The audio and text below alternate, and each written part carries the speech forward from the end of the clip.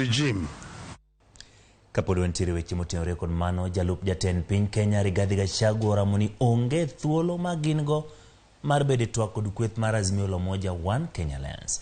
Kane olose liend mama Diana Wanjiku Njuya, ma en min jod bura ma Maragwa Mary wa Maua e kaunti ma Murang'a. Gachagua ne okoni jotend kanise makwayogi ni gibed piny gi Odinga onego manyo gaye mar Azimio no mondo kwere owe bago ng'anyo. Gachagua bende nokwayo mane en jatend piny Kenya Uhuru Kenyatta mondo kwer kweth mar Azimio ni kata ka gibago ng'anyo to kik giketh ohala mek ji. Mimi nauliza viongozi wetu wa kanisa, tafadhali don't request us to sanction blackmail and impunity, because what Raila Odinga is doing is blackmailing us into talks. How can you ask us to fall into that trap?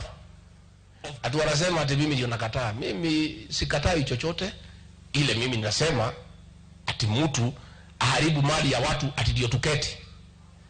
Inawezekana? Akafanya the same kwa Uhuru, akaitwa. It will not happen again.